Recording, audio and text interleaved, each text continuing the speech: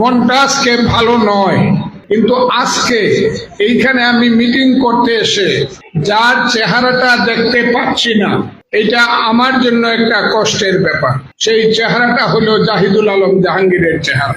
এই চেহারাটা আমি দেখতে পাচ্ছি না, কারণ গত 20 বছর যাবৎ জালেমদের বিরুদ্ধে যারা যুদ্ধ করেছে মিঠামইন উপজেলায়, আমরা সবাই করেছি, কিন্তু জাহিদুল আলম জাহাঙ্গীর যে যুদ্ধটা করেছে মায়ের কবরকে কেন্দ্র করে, বাবার মৃত্যুকে কেন্দ্র করে, সমস্ত জমি জমা বিসর্জন দিয়ে প্রতি মুহূর্তে মৃত্যুর রিস্ক নিয়ে জাহাঙ্গীর আলম যে পলিটিক্সটা করেছে, এই পলিটিক্সটা ভুলার মতো নয়। একটা ভুলের কারণে জীবনের সবকিছু শেষ হয়ে যায় না।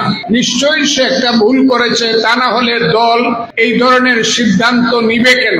তারপরে আমি বলবো যথেষ্ট হয়েছে, আমরা সবাই মিলে তাকে আবার নিয়ে আসবো আমাদের মধ্যে, এটা আপনারা নিশ্চিত।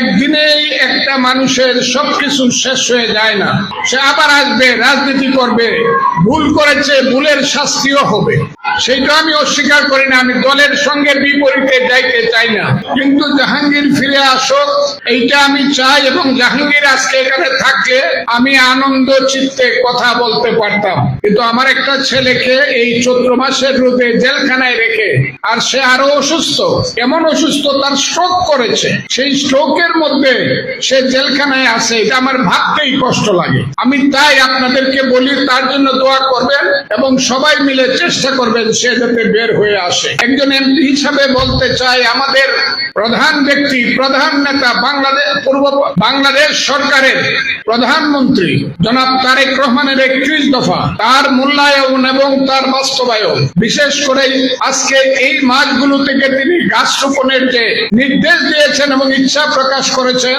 আমরা মিঠামইন উপজেলার সমস্ত নেতা কর্মীরা মিলে আমাদের নেতার সেই ইচ্ছাকে আমরা বাস্তবায়ন করব এবং প্রত্যেকে একটি করে গাছ লাগাবো। যার এখানে আগাম বন্যায় পানিতে ধান নিয়ে যাওয়ার সম্ভাবনা আছে, সব জায়গাতে কিন্তু টাকা দেওয়া হয়েছে এবং হবে।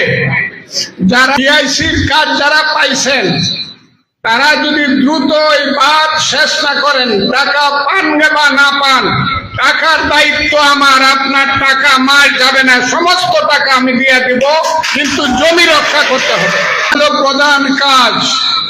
দ্বিতীয় কাজ হলো আমাদের সাংগঠনিক ভাবে আমি বলবো, সব ইউনিয়নে আমি যাব, আমাদের নেতা কর্মীদের সাথে কথা বলবো, কোন ইউনিয়নে কি প্রয়োজন। আজকের থেকে কাজ শুরু হলো, আমার অফিসিয়াল কাজ আমি মিঠামইন থেকে শুরু করলাম। এখন আমি সবার ঘরে ঘরে যাব।